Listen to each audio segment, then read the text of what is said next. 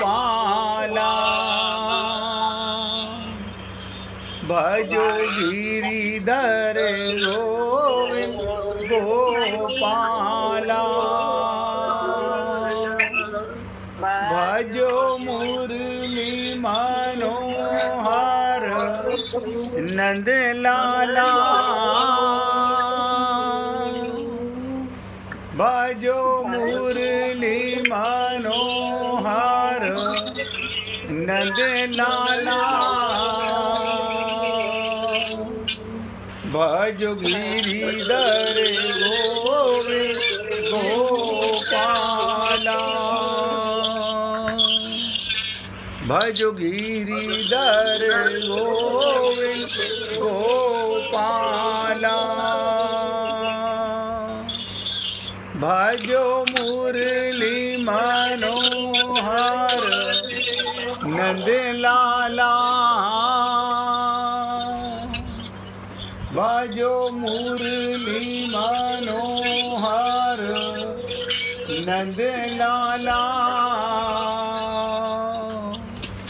भजो गिरिधर गोविंद गोपाला भजो गिरिधर गोविंद गोपाला भजो मुरली मनोहर नंद लाला भजो मुरली मनोहर नंद लाला भजो गिरिधर गोविंद गोपाला भजो गिरिधर गोविंद गोपाला बोलिए वृंदावन बिहारी लाल की जय जय जय श्री राधे जय जय श्री राधे। सभी भक्तों से निवेदन, बहुत एकाग्रचित होकर एक एक शब्द को पूरी एकाग्रता के साथ हृदयंगम करने का सब प्रयत्न करें। देखिए, निवेदन करना मेरा कार्य है, प्रयत्न करना आपका कार्य है। क्या प्रयत्न करना है? कल आपके साथ एक थोड़ी सी भगवान के प्रेम की, भक्ति की चर्चा की गई और मैंने आपसे निवेदन किया कि जो आप हम करते हैं इसे भगवान स्वीकार नहीं करते। और ये ऐसा नहीं कि मैं बोल रहा हूँ, अनेक संत महात्माओं से सुना भी होगा, लेकिन हम लकीर के फकीर होकर वही सब कर रहे हैं जो हम करते आ रहे हैं। ना तो भगवान की मानना चाहते और ना गुरु की मानना चाहते। गुरु क्या बताता है और हम करते क्या हैं, ये भली प्रकार एक एक शब्द को सुनने और समझने का प्रयत्न कीजिएगा। देखिए, भाई जी ने हमें फ़ोन करके पूछा, हमने उनको खुलासा करके समझा दिया। सबसे सरल अगर कोई मार्ग है भगवत प्राप्ति करने का तो वो प्रेम है। भाई जी, अपने मोबाइल की आवाज़ भी बंद कर लेना। सबसे सरल मार्ग अगर दुनिया में कोई बना है आज तक तो प्रेम है, और वो प्रेम सबको आता है। ऐसा कोई जीव नहीं जिसे प्रेम ना आता हो, सबको आता है। तो हम भगवान से प्रेम क्यों नहीं कर पा रहे?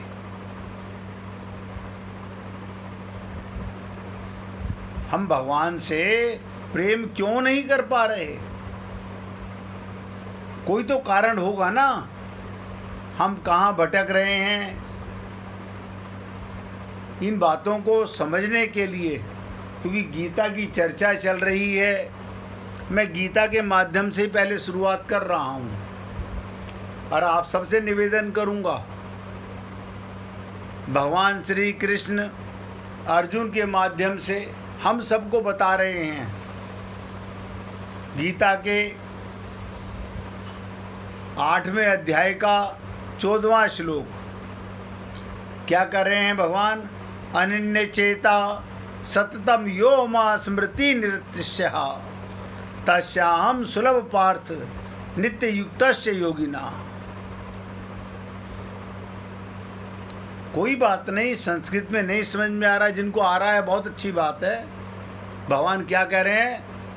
अरे ये अर्जुन को तो केवल एक माध्यम बनाया गया है, वो हमें बताना चाहते हैं।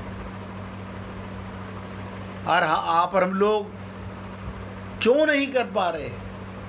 भगवान ने कहा, हे अर्जुन, जो पुरुष माने जीव, ध्यान दीजिएगा, जो पुरुष, जो आत्मा अनन्य चित्त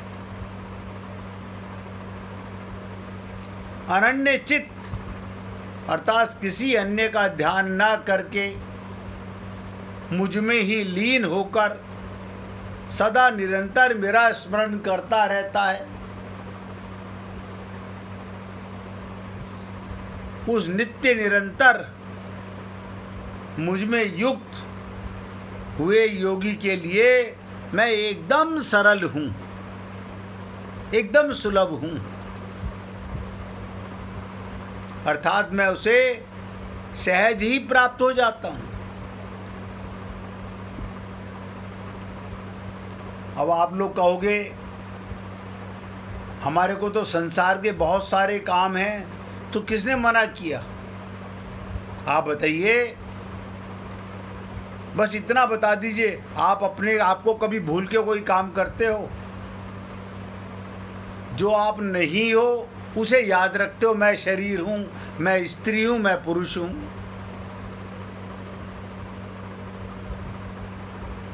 हम सब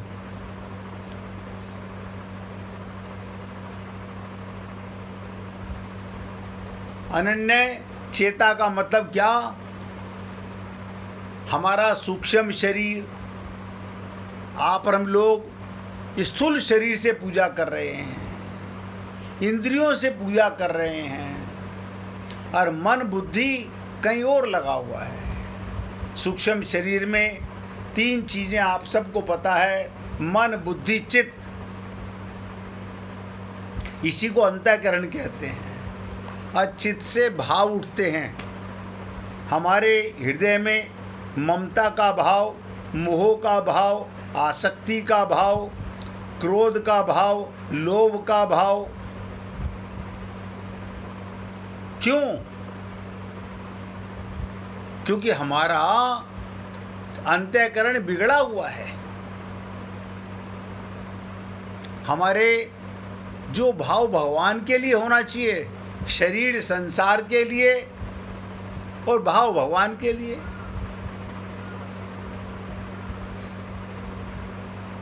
इसीलिए भगवान ने कहा, अनन्य चेता, जिसका चित्त मुझ में लग गया। अब हम क्या कहते हैं? अगर भगवान में चित्त लगा देंगे तो ममता भी भगवान से हो गई, मोह भी भगवान से हो गया, आसक्ति भी भगवान से हो गई। हमारे परिवार का क्या होगा?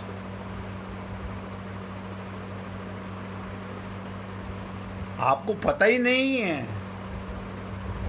ये तो शरीर का परिवार है, ये तो शरीर के संबंधी हैं। आपका असली संबंधी तो परमात्मा है। इतना ही नहीं, और सरलता से समझने का प्रयत्न कीजिएगा। रामचरितमानस तो सबसे सरल है। उसमें आ रहा है, जप तप नियम जोग निज धर्मा, श्रुति संभव नाना शुभ कर्मा, सब कर फल हरि भक्ति सुहाई, बिनु प्रयास नहीं पावई कोई। क्या कह रहे हैं भगवान? जप, तप, नियम, योग, अपने धर्म का पालन और वेदों में बताए अनेक शुभ कर्म, इन सभी का अंतिम सर्वोच्च फल भगवान की भक्ति, भगवान से प्रेम। और बिना हरि की कृपा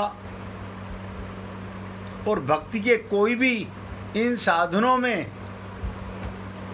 परम गति सहजता से प्राप्त नहीं कर सकता। अब हमें लगता है हम परिवार से प्रेम करते हैं, क्या पाप है? हमने तो नहीं कहा पाप है। आप उन्हें शरीर का संबंधी मान के प्रेम करते हो, बस ये पाप है। वो तो परमात्मा के अंश हैं। कब तक प्रेम करते हो? जब तक उनमें आत्मा है, जब तक परमात्मा है। मूल को भूल जाते हैं और ऊपरी दिखावे को प्रेम करते रहते हैं। ऐसे ही हमें अपना पता नहीं तो अपने का पता नहीं चलता।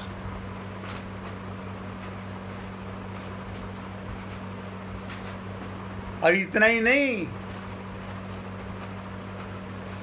अन्य चौपाइयों में भी कहा गया, जा सुनाम जप सुनऊ भवानी। बताओ, शंकर भगवान पार्वती जी से कहते हैं, हे भवानी, राम नाम के जप का प्रभाव सुनो। आप सोचिए, काग भुसुंडी जी गरुड़ जी को बता रहे हैं, और यहां तक कि जामवंत हनुमान जी को बता रहे हैं, जपऊं जाई शंकर प्रभुताई। अब ये सारी बातें हम लोग सुनते तो हैं, लेकिन ना तो समझते हैं ना जीवन में उतारते हैं। हम तो बस अपने शरीर को स्वस्थ करने में लगे हुए हैं, जबकि ये सच्चाई है, शरीर सबका प्रतिक्षण मिट रहा है। ये अमर नहीं हो सकता। शरीर कभी अमर नहीं हो सकता।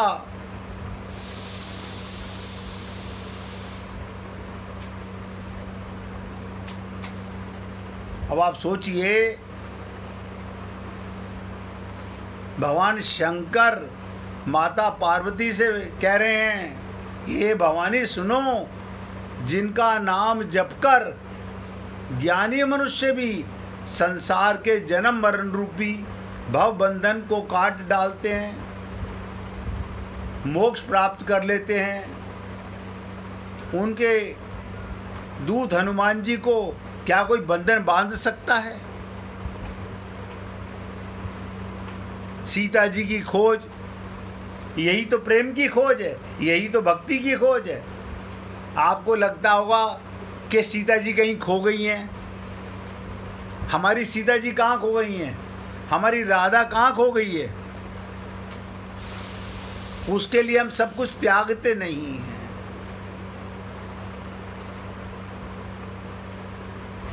सौ योजन हनुमान जी पार जा सकते हैं। हम 100% सरेंडर कर सकते हैं। कल लीला सुनाई थी कि भगवान गोपियों को क्यों याद करते हैं। अब पत्नियों को बुरा लगे तो लगे, बच्चों को बुरा लगे तो लगे,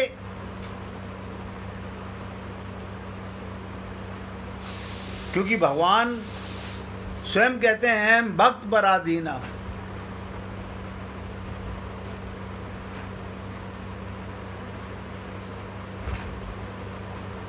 रामचरितमानस के अंदर तो कितना सरल तरीके से बताया गया, जपऊं जाई शंकर सतनामा, सतनामा हुई हृदय तुरंत विश्रामा।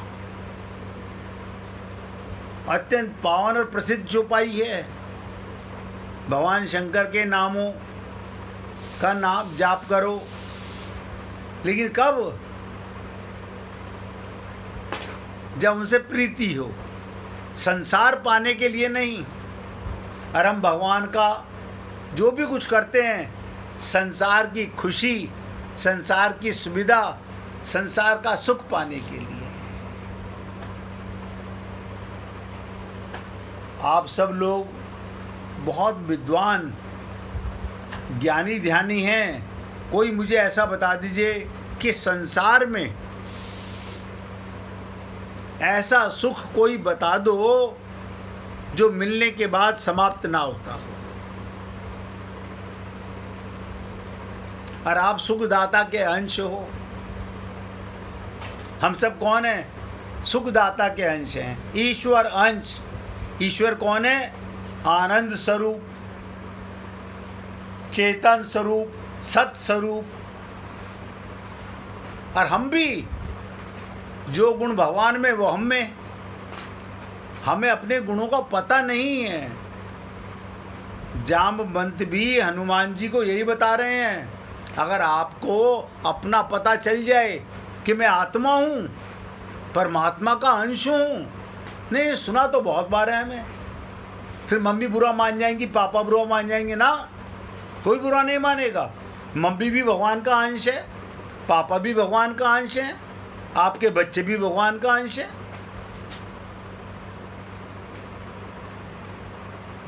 यानी सारी अज्ञानता हमारी खोपड़ी के अंदर भरती चली गई। हमने अपने को शरीर माना। वो शरीर के संबंध के कारण, प्रकृति के संबंध के कारण, माया के संबंध के कारण हमारा चित्त, मन, बुद्धि, चित्त का भाव संसार के लिए बनने लगा, माया के लिए बनने लगा। हम माया में सुख ढूंढने लगे। सुख तो सुखदाता में है, और कहीं सुख है ही नहीं। क्योंकि सुख की परिभाषा है जो मिलने के बाद बड़ मान हो, घट मान ना हो। और संसार के सारे सुख घट मान हैं, समाप्त होने वाले हैं।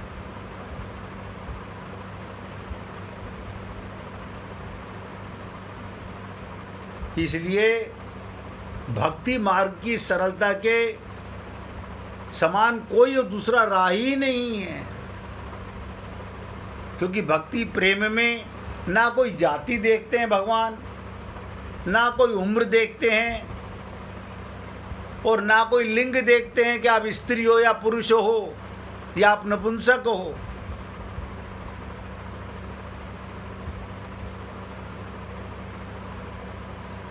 शबरी को भगवान झूठे बेर, सुदामा के थोड़े से चावल, और भगवान उनको बता रहे हैं।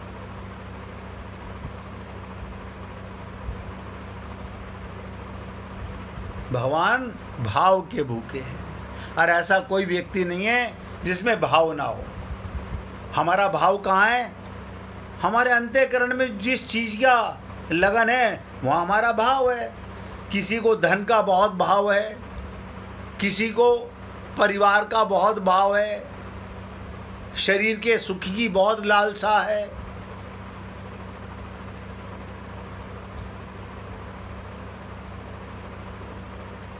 ईश्वर केवल भाव के भूखे हैं। और सबके चित्त में भाव है। बेटे का क्या होगा, बेटी का क्या होगा, परिवार का क्या होगा। अगर ये पता चल जाए उनके अंदर भगवान बैठा हुआ है। अब आप सोचिए, उनमें भगवान बैठा हुआ है, वो हमसे ज़्यादा करीब। और सर्वेश्वर, परमेश्वर, ईश्वर उनके अंदर बैठा हुआ है, और चिंता हम कर रहे हैं। मतलब कभी सोच भी नहीं लेते। चिंता तो होती है ना, क्योंकि ज्ञान नहीं है। आपके बच्चों का, आपका रहना जो है वो तो परमात्मा के साथ है। सदा परमात्मा के साथ रहते हैं और दुखी रहते हैं। देखो कमाल की चीज़, क्योंकि हमें अपना पता नहीं है। अब इस भूल को पूजा करने से नहीं सुधार सकते। पूजा माने तो प्रेम होता है। अभी दिन में मैं भाई जी को बता रहा था गोपियों का प्रेम इतना महान कैसे हो गया? ऐसा क्या किया उन्होंने? श्रीमद् भागवत महापुराण में जब 10वें स्कंद के 29वें अध्याय से 33वें अध्याय तक पंच प्राण गोपियां भगवान के प्रेम के लिए सब कुछ छोड़ देती हैं। और ये भी मैं अब बता रहा हूं, कोई ये मान के नहीं कि ये भगवान है इसलिए छोड़ रही हूं। प्रेम है, प्रेम की पराकाष्ठा है। सब कुछ त्याग के, इसे प्रेम कहते हैं, इसे भक्ति कहते हैं।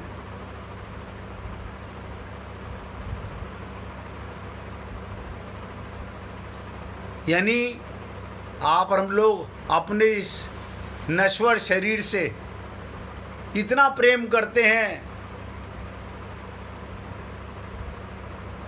गोपियों ने जब उनके माता पिता ने, पति ने ये कहा, ये शरीर तो तुम्हारे पिताजी ने हमसे शादी की है, उन्होंने शरीर भी त्याग दिया। ये लो रखो धर्मशाला अपने पास में, हम तो चले। अगर इतना ही शरीर से प्रेम है तो मृत्यु के बाद घर में क्यों नहीं रखते हम लोग? उसी समय हमारे सबको ज्ञान हो जाता है। आत्मा निकल गई, परमात्मा निकल गया, मतलब रहते हुए हमें ज्ञान नहीं हो रहा।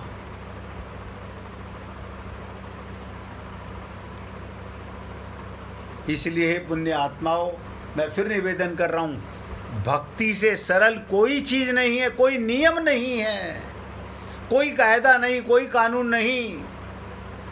भगवान के साथ प्रेम में रोज संबंध बदलो, रोज लीला बदलो,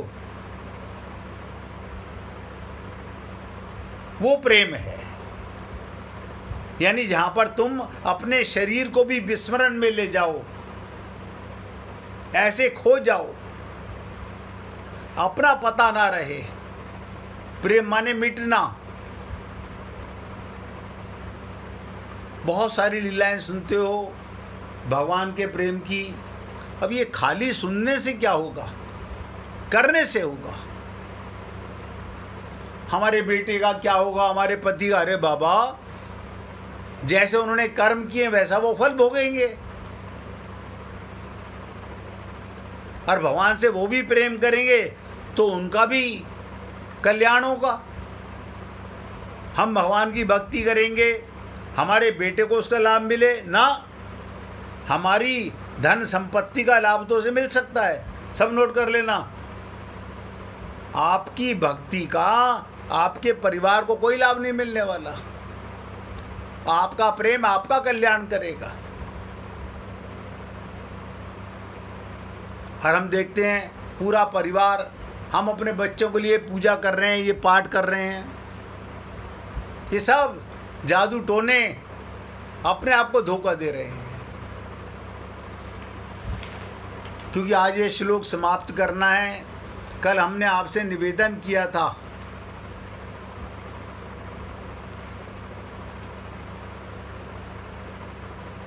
स्वयं आत्मा सदा से है, निरंतर, और कामनाएं आती जाती हैं। तो संबंध किससे विच्छेद करना है? आने वाली चीज से, जाने वाली चीज से, क्योंकि इनसे संबंध है ही नहीं। इसलिए प्रत्येक जीव को कामनाओं से कभी घबराना नहीं चाहिए। कामना करो तो परमात्मा को पाने की करो, उसके प्रेम में पड़ो ना। उसने मनुष्य शरीर दिया इसीलिए है। या जिससे प्रेम करो उसमें परमात्मा को देखो। हमने कल भी कहा था, जो आपको सृष्टि में सबसे ज़्यादा प्रिय लगे उसमें भगवान को देखो और उसके साथ में लीलाएं करो। भगवान ने तो कहा, जा की रही भावना जैसी। अब आपको मुझे तो पूरा परिवार पसंद है, तो भगवान के साथ में माता भी त्वम, कहते हो ना, त्वमेव माता से पिता त्वमेव, तमेव बंधु से सखा त्वमेव, तमेव विद्या से द्रविणम त्वमेव। अब बताइए, ये धन किसका है, ये विद्या किसकी है? त्वमेव सर्वम, यानी सब कुछ भगवान के साथ। और रिश्ता वो जो तुम्हें पसंद हो, और भगवान बुरा नहीं मानेंगे। कल तो तू मुझे पति बना रही थी, आज नौकर बना रही है। भगवान तो तुम्हारा भाव देखते हैं, प्रेम का भाव देखते हैं।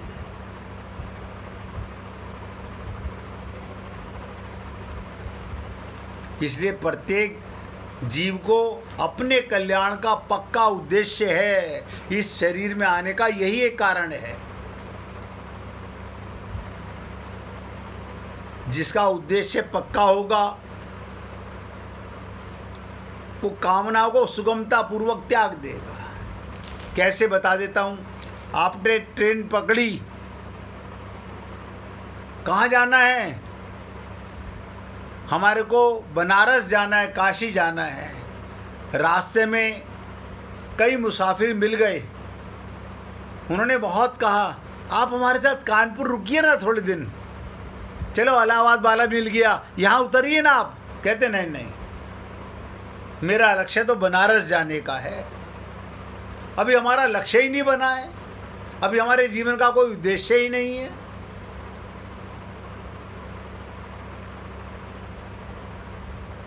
और मैं आपको कई बार निवेदन कर चुका हूँ, जब भगवान के पास जाते हो तो सब कुछ भूल के जाओ। भगवान को बहुत इंतजार है। सारे संसार के कामों को विस्मरण करके भगवान के प्रेम में डूबो, या सारा संसार का काम भगवान का काम मानो। जो कर रहे हो वो भगवान का काम है, वो पूजा ही तो है। मैं व्यापार कर रहा हूं किसका? भगवान का। तो अलग से कोई नाम जपने की जरूरत नहीं।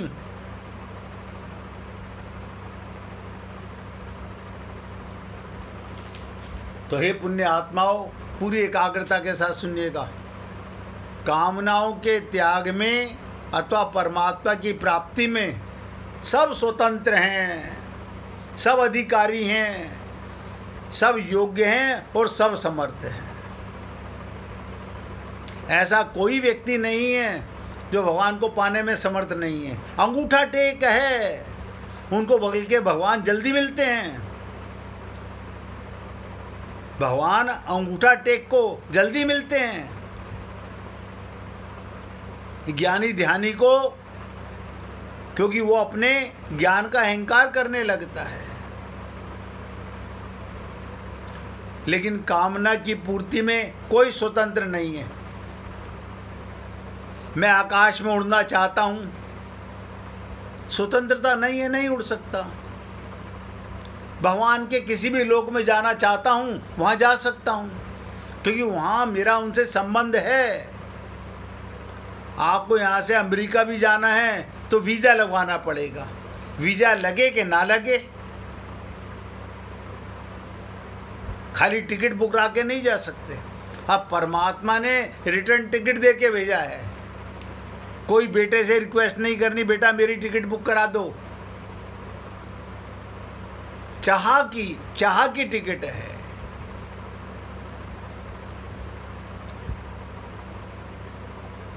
इसलिए कामनाओं की पूर्ति कोई भी स्वतंत्र नहीं, कोई अधिकारी नहीं, कोई योग्य नहीं। कारण कामना पूरी होने वाली है ही नहीं। और परमात्मा ने मानव शरीर, ध्यान दीजिएगा, मैंने कल भी यही बात कही थी कि सीतारामाचार्य जी ने इसी लाइन को गीता के इस देह में हरि मिलत हैं। परमात्मा ने मानव शरीर अपनी प्राप्ति के लिए दिया है। लक्ष्य एक, उद्देश्य एक।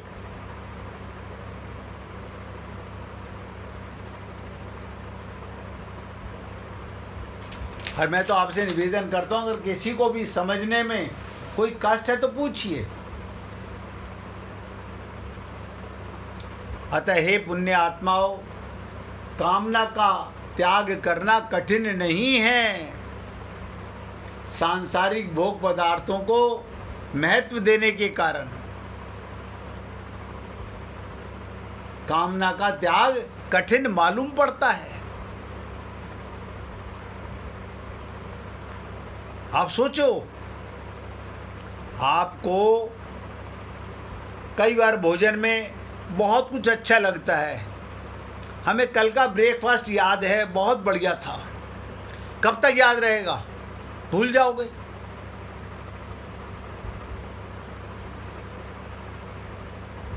इधर मजा उधर हवा। अगर आनंद होता, सुख होता तो बहते ही जा रहे थे भगवान के प्रेम में, लेकिन वो सुख किसी को नहीं मिलता संसार में। वो सुख किसको मिलता है? जो भगवान का काम मान के करता है। राजा हरिश्चंद्र,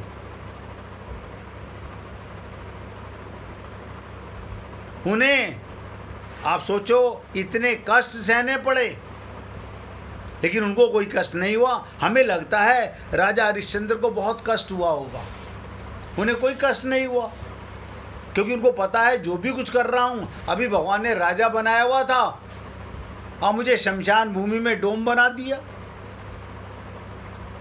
अब मैं मुर्दे जलाने का काम कर रहा हूँ, उसकी इच्छा। काम तो उसी का कर रहा हूँ ना। भगवान का सिंहासन भी डोल गया। परीक्षा कोई ले रहा था और भगवान प्रकट हो गए। एक मिनट भगवान का कीर्तन कीजिए, उसके बाद आगे चर्चा करेंगे। गोविंद गोविंद गोपाल भज मन